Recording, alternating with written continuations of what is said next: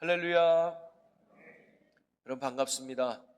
지난 한 주도 여러분 믿음 가운데 승리하시고 또 오늘도 거룩한 주님의 날을 맞아서 은혜를 사모하고 또 주실 은혜를 기대하며 또 예배를 사모하며 또 주님을 사랑하며 이 자리에 나온 여러분 한 분 한 분을 주의 이름으로 환영하고 축복합니다. 오늘도 믿음으로 나온 이 시간을 통해서 하나님이 예비하신 은혜를 듬뿍 받으시고 또 새로운 믿음과 결단을 통해 이번 한 주도 여러분 예수 안에 승리하시고 복음으로 날마다 세워져가는 여러분의 귀하고 복된 삶이 되시기를 주님의 이름으로 간절히 축원합니다. 우리 예배분과 인사 나눌까요? 하나님은 당신을 사랑하십니다. 잘 나오셨습니다. 사랑하고 축복합니다. 저는 오늘 부목사님이 봉독해준 본문 말씀을 가지고 숨겨진 보화, 천국의 가치라는 제목으로 여러분과 함께 말씀을 나누고자 하는데요.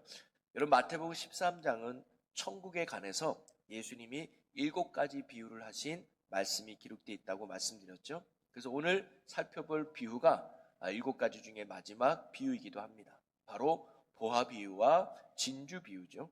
근데 이 두 가지는 소위 쌍둥이 비유라고 말합니다. 왜냐하면 그 내용과 모습이 너무 비슷하기 때문이죠. 천국은 마치 밭에 감추인 보화와 같고 값진 진주를 찾는 것과 같다는 비유의 말씀입니다. 여러분이 너무 잘 아는 비유의 말씀인데요. 그 첫 번째 비유의 말씀의 내용은 이래요. 천국은 밭에 감추인 보화와 같다. 어느 일꾼이 남의 밭에서 일을 하고 있었던 것 같아요. 그러다 보니까 그 밭에서 보화를 발견하게 됩니다.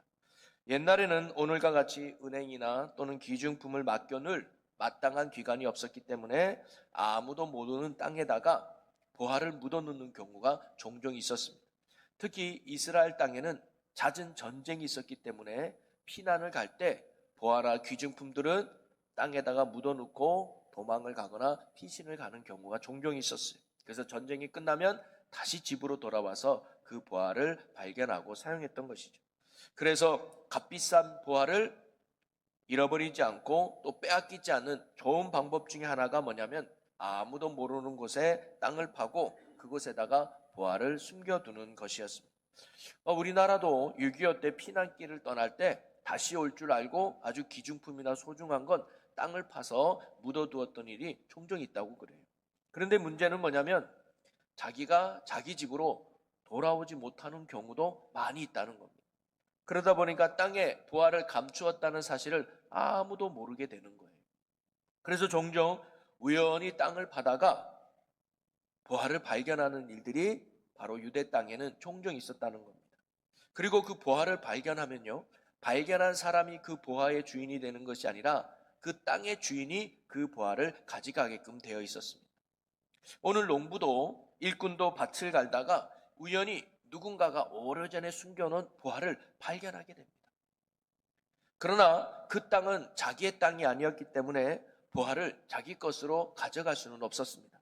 그래서 그는 우선 다시 보화를 땅에 묻어놓고 얼른 집으로 달려갔죠. 그리고는 집에 가서 냉장고든 식기세척기든 건조기든 침대든 모든 것들을 당근에 올려버려요. 그래서 빨리 팔아버려요. 자동차도 빨리 부동산에 매물로 내놓고요. 집도 부동산에 놔서 빨리 팔아버립니다. 자기가 가지고 있는 모든 돈이 될 만한 거 다 팔아버려요. 그리고 그 돈을 가지고 땅 주인에게 갑니다. 그리고는 이 땅을 내가 사겠으니 이 돈을 줄 테니 내게 파시오 그래요. 여러분, 이 일꾼이 이 땅을 사기 위해서 집도 팔고 자동차도 팔고 모든 것을 팔았는데 아깝다는 생각이 들었을까요? 천만입니다. 더 귀한 것을 이 일꾼이 가졌기 때문에 전혀 아깝다는 생각이 들지 않았을 거예요. 그런데 여러분 보면 밭에서 일한 사람이 사실 이 한 사람만은 아니었던 것 같아요. 여러 사람이 있었지만 이 사람만 그 보화를 발견할 수도 있었습니다. 그리고는 그 사람이 어느 날 자기의 전 재산을 팔아서 그 밭을 산다고 했을 때 그 밭에서 같이 일한 사람들의 생각은 어땠을까요? 저거 미친 거 아닌가? 저 밭이 무슨 그렇게 돈이 된다고 자기의 전 재산을 팔아서 그 작고 허름한 밭을 산다는 거야? 하면서 주변 사람들은 아마 그 밭을 사는 그 사람을 향해서 미련하고 어리석다라고 말했을지도 모르겠습니다. 그러나 우리는 알죠. 그가 왜 자기의 전 재산을 팔아서 그 밭을 샀는지 우리는 안다 이 말이죠. 또 다른 비유가 천국은 좋은 진주를 구하는 장사와 같다고 말합니다. 어느 장사꾼이 진주를 구하고 있었습니다. 그런데 어디에 딱 가보니까 한 번도 보지도 못하고 만져보지도 못한 아주 값비싼 진주 하나를 발견하게 됩니다. 그 하나뿐인 진주라는 말은 뭐냐면 하나밖에 없다는 거예요. 유일하다는 진주 아닙니까? 그리고 이 사람도 그 진주를 사기 위해서 집으로 돌아가서 자기가 가지고 있는 모든 것들을 다 판 거예요. 모든 것들을 다 돈으로 바꿔서 그 진주를 가지고 있는 사람에게 찾아가서 그 돈을 주고 그 진주를 사오게 됩니다. 진주의 가치를 모르는 사람들의 입장에서는 그 사람이 다소 이해가 되지 않을 수도 있을 거예요. 저 진주 하나 사겠다고 뭐 저렇게 큰 돈을 줄까라고 말이죠. 예수님께서 이 두 가지 비유를 통해서 오늘 우리에게 가르쳐 주시려고 하시는 천국 말씀이 무엇일까요? 저는 몇 가지를 오늘 여러분과 함께 나눠보려고 하는데요. 그 첫째는 뭐냐면 그 무엇과도 바꿀 수 없는 천국의 가치를 이야기해 주고 있습니다. 여러분, 이 두 비유의 공통점은요, 이 두 사람 모두 보화와 진주를 얻기 위해서 자기가 가지고 있는 모든 소유를 다 팔았다는 것이 아니겠습니까? 이 두 사람이 자기의 모든 소유를 다 판 이유는 무엇일까요? 자기가 가지고 있는 모든 것보다 보화와 진주가 훨씬 가치 있다라고 그들이 생각했기 때문입니다. 여러분, 사람은요, 자신이 정말로 소중하게 여기는 것을 위해서 투자하게 되고 헌신하게 되어 있습니다. 요즘 저희 가족끼리 보는 드라마가 하나 있습니다. 이 넷플릭스에서 나오는 폭삭 속았수다라는 드라마예요. 혹시 보신 분도 있을 텐데요. 이 폭삭 속았수다가 제주도 방언으로 정말 수고했습니다라는 의미가 있다는 거예요. 여기에 박보검하고 아이유가 이제 주연으로 나오는데요. 이 박보검이 양관식이라는 남자고 이 아이유가 오순애라는 여인으로 등장해요. 근데 이 박보검이 아이유를 너무 어릴 때부터 좋아합니다. 그러니까 그 여인 바라보기에. 그래서 이 오순애를 위해서 자기의 모든 것들을 희생하죠. 그래서 배움도 포기하고 그 다음에 가족도 포기하고 꿈도 포기하고 오직 사랑하는 이 여인을 위해서 인생을 투자하고 헌신하는 그런 내용이에요. 근데 배운 것도 없고 기술도 없다 보니까 먹고 살기가 힘들잖아요. 그래서 갖는 고난과 어려움을 함께 헤쳐나가며 이겨낸다는 어떻게 보면 재미있고 감동적인 인생 이야기의 드라마예요. 그러면서 이 드라마를 보면서 저희가 아이들에게 이런 질문을 한번 해봤어요. 야, 너는 가진 것이 하나도 없는데 너만을 사랑하는 남자가 있거나 아니면 가진 것은 너무 많은데 너를 사랑하지 않는 남자가 있다면 누구를 선택하겠니?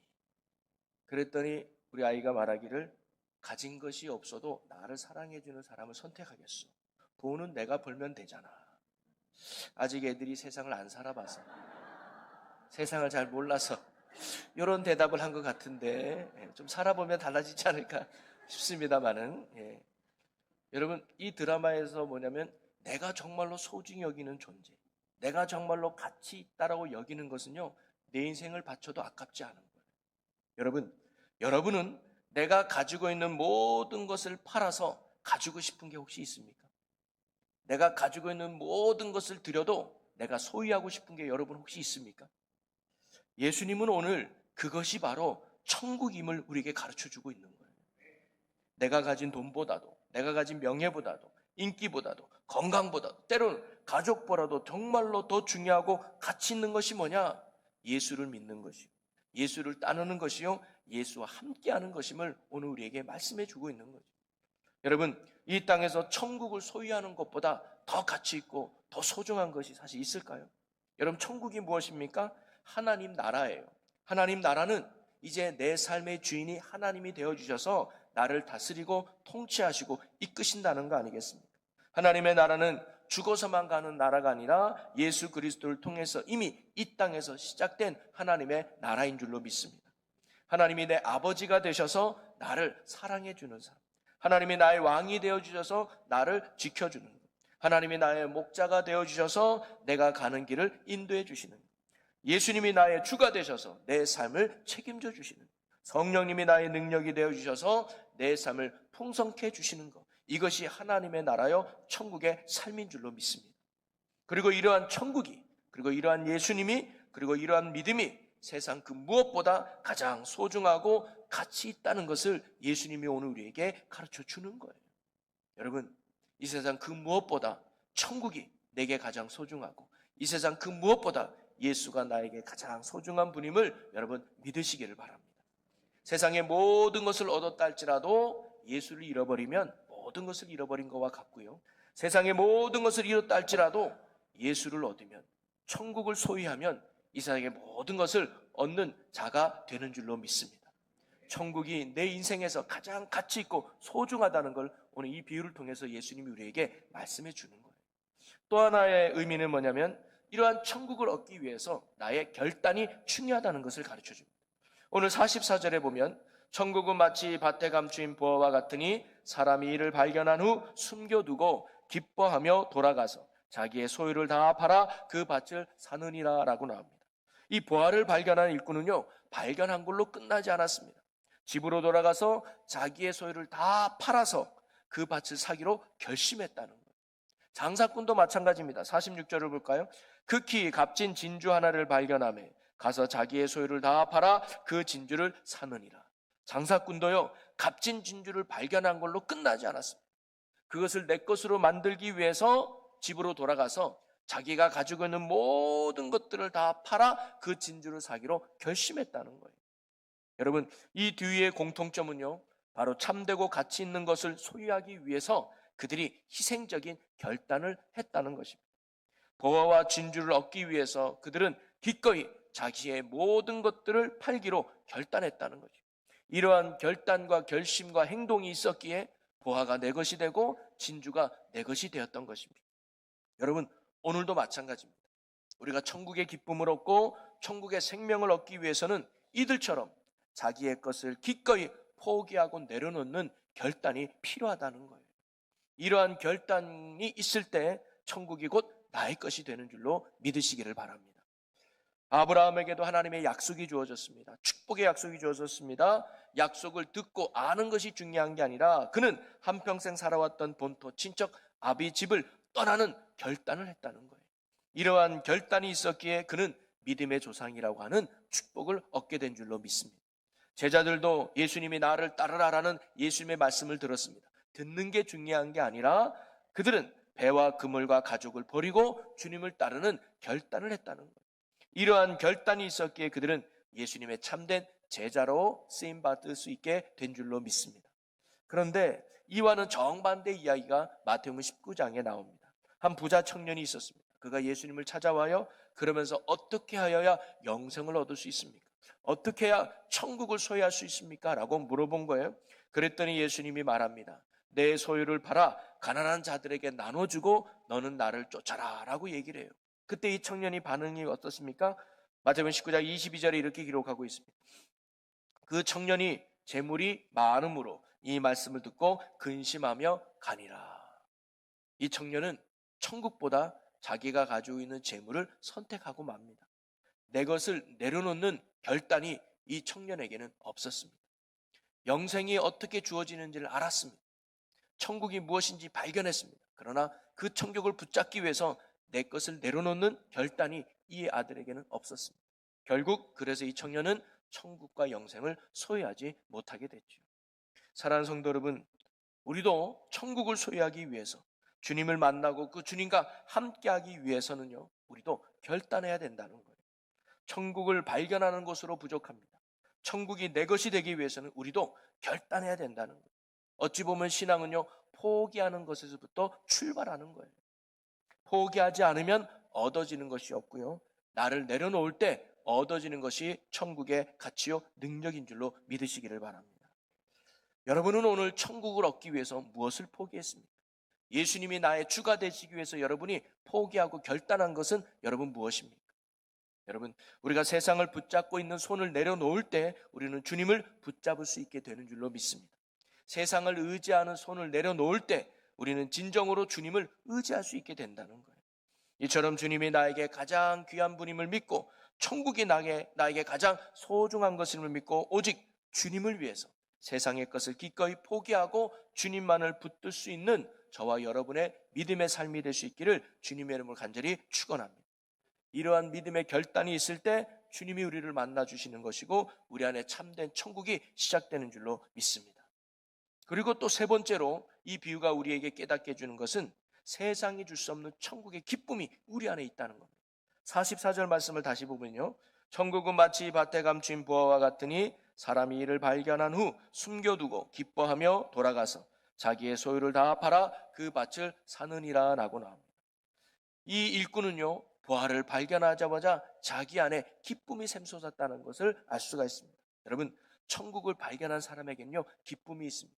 천국을 소유한 사람에게는 세상에 줄 수 없는 기쁨이 우리 안에 가득 차게 되는 줄로 믿으시기를 바랍니다. 그래서 로마서 4장 17절에 하나님의 나라에 대해서 이렇게 가르쳐 줍니다. 우리 함께 읽어볼까요? 시작. 하나님의 나라는 먹는 것과 마시는 것이 아니요 오직 성령 안에 있는 의와 평강과 희락이라. 아멘. 성경은 하나님의 나라가 우리 안에 어떻게 이루어지는지를 말씀해 주고 있는데요, 하나님의 나라는 먹고 마시는 세상의 가치에 있는 것이 아니라 의와 오직 성령 안에서 의와 평강과 희락을 누리는 데 있음을 가르쳐 줍니다. 이 말씀의 의미는요, 하나님이 나를 다스려 줄 때, 예수님을 우리가 믿고 영접할 때, 성령이 우리 안에 거하실 때 살림살이가 나아지는 수준이 아니라는 거예요. 통장에 돈이 많아지고 자동차 급이 달라지고 아파트의 평수가 달라지는 먹고 마시는 것에 있는 것이 아니라 우리의 삶이 뭐예요? 의를 이루어가고 평강을 누리고 그리고 희락을 누리는 삶이 된다는 말씀입니다. 의롭게 산다는 게 뭘까요? 이것은 이제 죄가 무엇인지를 깨닫고 죄를 멀리하고 하나님이 기뻐하는 선을 행할 줄 아는 사람으로 살아가게 된다는 거예요. 예수 믿기 전에는, 천국을 소유하는 전에는 죄가 죄인지 몰랐습니다. 거짓말을 하는 것은 삶의 지혜라고 생각했고요, 불의와 불법을 행하는 것은 당연한 걸로 여겼습니다. 누가 나의 뺨을 한 대 치면 나는 2대, 3대 때리는 것이 정당하다고 생각했습니다. 싫어하는 사람이 있으면 욕하는 것이 당연하고요, 비난하는 것이 마땅하다고 생각을 했습니다. 그것이 멋있는 삶이라고 생각했었습니다. 그러나 이제 예수님이 내 안에 오시고 하나님이 나를 다스려 주시고 내가 천국 백성으로 거듭나니까 이제 뺨 한 대 맞으면 왼쪽 뺨도 돌려낼 줄 아는 여유가 생기고, 화가 나도 참게 되고 거짓말도 절제하게 되며 욕도 안 하게 되고 무엇이 죄인지를 알게 되면서 죄를 멀리하게 되면서 하나님의 선하시고 기뻐하시고 온전한 뜻이 무엇인가를 분별하며 그 뜻을 이루고자 하는 삶의 모습으로 변화되더라는 거예요. 이것이 바로 천국을 소유한 자가 누리는 의로운 삶인 줄로 믿으시기를 바랍니다. 또 하나, 천국을 소유하는 자는 평강을 누린다는 거예요. 구원받기 전에는 작은 일에도 염려됐습니다. 작은 일에도 걱정하고 두려워했습니다. 그러나 이제는 어떤 일이 내게 닥쳐도 내 안에는 평안이 있고 내 안에는 감사가 넘친다는 거예요. 여러분, 예수 믿어도 사망의 음침한 골짜기 다닐 수 있습니다. 여러분, 예수님이 나와 함께 해도 인생의 비바람과 풍랑을 만날 수 있습니다. 예수님을 잘 믿어도요, 소위 실패한 인생이 될 수 있고요, 예수님을 잘 믿어도 큰 병에 걸릴 수 있습니다. 그러나 내 안에 천국을 소유한 사람은 이러한 상황과 환경 속에서도 두려움과 염려, 근심, 불안이 아니라 주님으로 인해 주시는 참된 평안과 감사가 내 안에 넘쳐나게 된다는 것. 그래서 그 어려운 상황을 능히 이겨내는 승리가 천국을 소유한 자에게 있는 줄로 믿습니다. 그래서 다윗의 고백처럼 사망의 음침한 골짜기에 있다 할지라도 두려워하지 않게 되는 거예요. 그 이유가 뭐냐? 참된 평강 되시는 주님이 나와 함께 하시기 때문이죠. 바로 천국을 소유한 사람에게는 이런 평강이 넘치게 되는 줄로 믿습니다. 그리고 희락이 있는 삶이라는 거예요. 이는요, 세상에 줄 수 없는 기쁨과 만족이 천국을 소유한 자에게 있다는 사실입니다. 바울은요, 빌립보 교인들을 향해서 이런 권면을 했어요. 빌립보서 4장 4절을 보면 주 안에서 항상 기뻐하라, 내가 다시 말하노니 기뻐하라 라고 말합니다. 여러분, 빌립보서를 소위 기쁨의 책이라고 말합니다. 왜냐하면 바울이 기뻐하라는 말이 빌립보 안에 참 많이 나옵니다. 자, 그런데 바울이 이 빌립보서를 기록할 시기가 언제였느냐?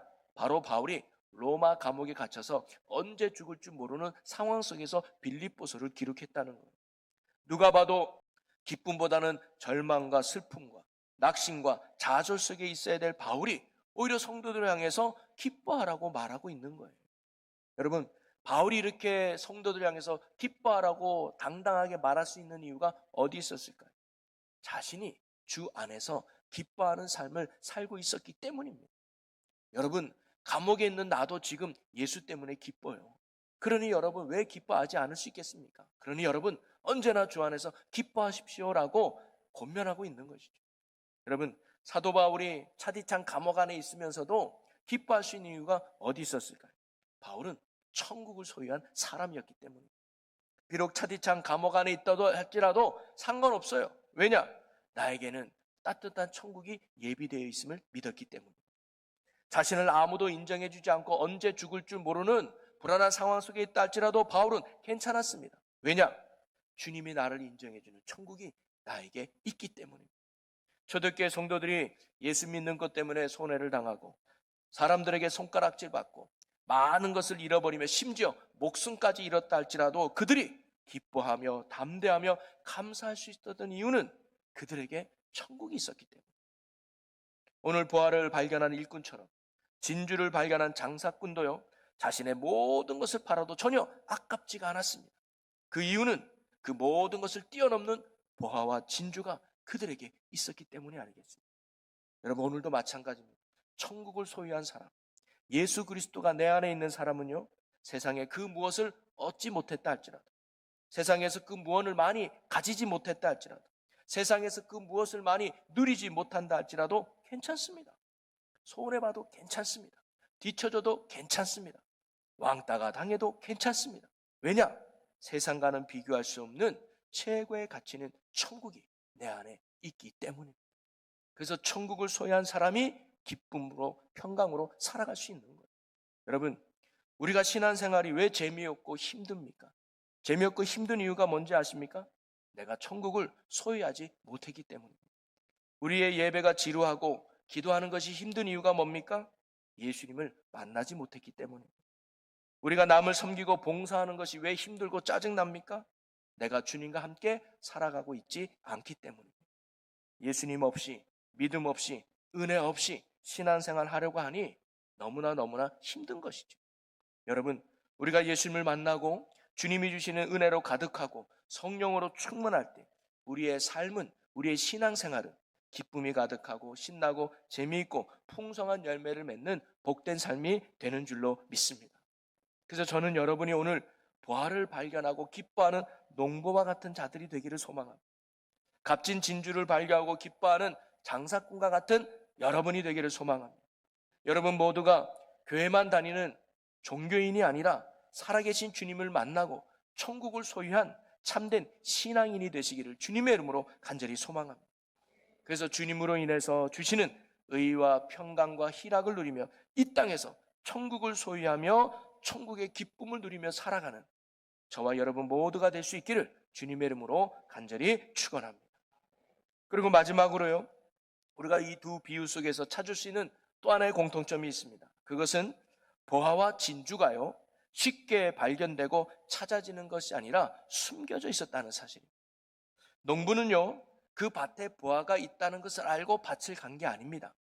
밭을 갈다 보니까 우연히 그 보화를 발견하게 됐던 것이고요, 이 장사꾼도요 거기에 값진 진주가 있다는 것을 알고 찾아간 것이 아니었습니다.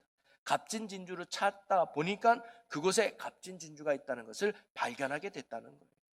여러분 이것은 무엇을 의미하냐면 천국은 철저하게 숨겨져 있다는 거예요.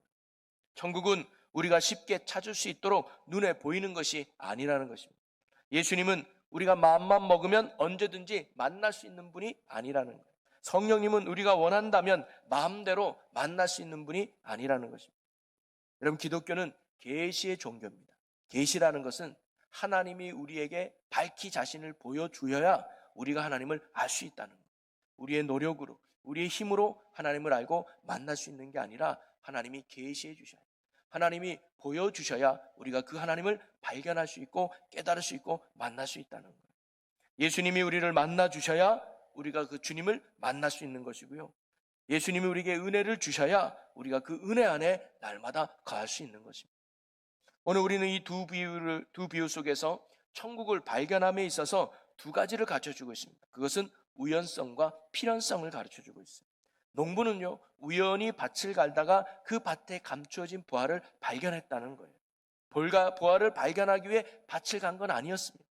또 반면 장사꾼은요 진주를 적극적으로 찾아 나셨습니다. 진주를 찾다 보니까 거기에 값진 진주가 있다는 것을 발견하게 되었던 거예요. 여러분, 우리가 주님을 만나고 천국을 발견하는 것도 저는 마찬가지라고 생각해요. 우연히 예배 자리에 나왔다가, 우연히 기도의 자리에 나왔다가, 우연히 부흥에 참석했다가, 우연히 남 따라서 성경 공부에 참석했다가 은혜를 받게 되고 주님을 만나게 되고 천국을 경험하는 은혜의 자리가 경우가 있을 수 있죠. 또한 주님을 만나기 위해서 또 은혜 받기 위해서 적극적으로 예배의 자리를, 기도의 자리를, 말씀의 자리를 힘쓰는 사람도 있습니다. 그럴 때 주님이 우리를 만나 주시기도 한다는 거죠. 그러나 중요한 건요, 우연이든 필연이든 주님을 만날 수 있는 은혜의 자리에 있다는 것, 그게 중요하다는 거. 은혜의 자리에 나왔다는 것, 그게 중요하다는 사실. 그러니 여러분, 우리가 오늘 이 두 비유 속에서 우리도 천국을 발견하기 위해서는요, 계속 믿음의 밭을 갈아야 된다는 것. 우리가 주님을 만나고 천국을 발견하기 위해서는 계속 믿음과 은혜를 구하고 찾는 자들이 돼야 된다는 사실입니다. 주님이 언제 우리를 만나 주실지, 언제 은혜 주실지, 언제 천국을 소유하게 하실지는 모르지만 반드시 나를 만나 주시고 은혜 주시고 천국을 누리게 하실 것을 믿고 날마다 믿음의 자리를 굳게 지키고 나아갈 수 있는 저와 여러분이 되기를 소망합니다. 사모함으로 날마다 믿음의 길을 걷는 여러분이 되기를 주님의 이름으로 간절히 소망합니다. 은혜가 안 돼도 괜찮습니다. 잘 몰라도 괜찮습니다. 변화가 없어도 괜찮습니다.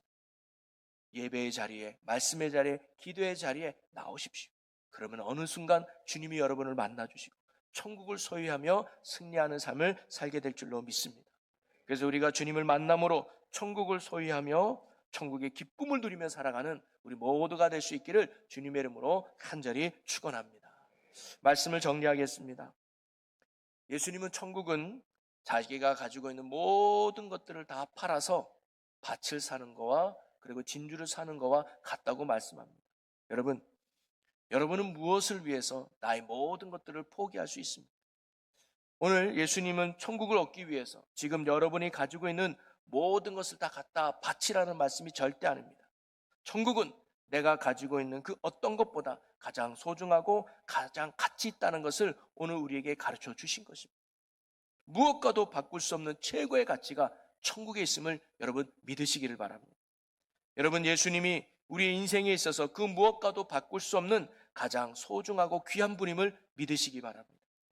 여러분, 천국이 이 세상 그 무엇과도 바꿀 수 없는 가장 귀하고 가치 있는 것임을 여러분 믿으시기를 바랍니다. 그리고 주님을 만나기 위해 그 천국을 소유하기 위해서 기꺼이 땅의 것을 내려놓고 포기하고 주님을 붙드는 믿음의 결단이 우리에게 있어야 된다는 거예요. 그리고 천국을 소망하며 믿음의 밭을 계속 갈고 그 자리를 떠나지 않는 여러분이 되기를 소망합니다. 주님이 만나 주실 것을 소망하며 날마다 찾고 구하는 일에 힘쓰는 여러분이 되기를 소망합니다. 그러면 부활을 발견한 일꾼처럼, 진주를 발견한 장사꾼처럼 참된 생명 되시는 주님을 만나고 영원한 소망 되시는 천국을 소유함으로 말미암아 우리 안에 천국에 주시는 넘치는 기쁨이 우리 안에 넘치게 될 줄로 믿습니다. 오늘도 저와 여러분이 이런 천국의 기쁨을 누리며 살아갈 수 있는 우리 모두가 될 수 있기를 주님의 이름으로 간절히 축원합니다. 우리 이 시간 함께 오늘 말씀을 붙들고 기도하기를 원합니다. 주님, 우리가 이 세상의 무엇보다 주님이 가장 귀하고 가장 소중함을 잊지 않게 하여 주옵소서. 날마다 이 세상 것을 내려놓고 주님만을 붙드는 삶 살게 하여 주옵소서. 천국이 주는 기쁨을 누리며 사는 자 되게 하여 주옵소서. 날마다 믿음의 길을 신실하게 걷는 자 되게 하여 주시옵소서라고 우리 다 같이 주여 크게 한번 외치고 우리에게 통성으로 기도하겠습니다. 주여! 오 주님, 예수 안에 가장 큰 가치가 있고 생명이 있음을 믿습니다. 주님, 우리가 예수님을 붙드는 일에 힘쓰는 자 되게 하여 주시옵소서. 이 세상 그 무엇보다 예수가 나에게 가장 소중하고 예수가 나에게 가장 귀함을 깨닫고 천국을 소유하는 자로 살아가게 하여 주시옵소서. 날마다 세상의 것을 내려놓고 예수를 붙드는 믿음의 삶을 살아가는 저희들이 되기를 원합니다. 그래야 천국을 소유하며 천국이 주는 기쁨을 누리며 사는 하나님의 자녀로서의 삶을 살아가는 저희들 되게 하여 주옵소서. 주님을 만나기 위해 천국을 소유하기 위해 날마다 결단하며 믿음의 자리를 떠나지 않고 예수께 나아가는 저희들 되게 하여 주시옵소서. 그래야 이 땅에서 천국을 누리며 천국의 삶을 살아가는 살아가는 하나님의 귀한 자녀들 백성들 되게 하여 주시옵소서. 주여 감사합니다. 주여 이끄시고 인도하여 주시옵소서. 사랑의 하나님, 우리가 혹시 주님보다 세상을 더 붙들고 살지는 않았습니까? 우리가 주님의 가치보다 세상의 가치를 더 바라보며 살지는 않았습니까? 우리의 이런 어리석음을 주님 용서하여 주시옵소서. 우리가 이 세상 그 무엇보다 주님이 가장 귀하고 천국이 가장 소중함을 잊지 않게 하여 주시옵소서. 그래서 날마다 세상 것을 내려놓고 주님만을 붙드는 믿음의 삶을 살아가게 하여 주시옵소서. 그래서 천국이 주는 기쁨을 이 땅에서 누리며 사는 주의 백성들 되게 하여 주시옵소서. 날마다 주님을 만나기 위해, 날마다 천국을 소유하기 위해 언제나 이 믿음의 길을 떠나지 않고 신실하게 걸어가는 주의 백성들 되게 하여 주시옵소서. 감사 영광을 주께 돌리며 예수님의 이름으로 기도합나이다. 아멘.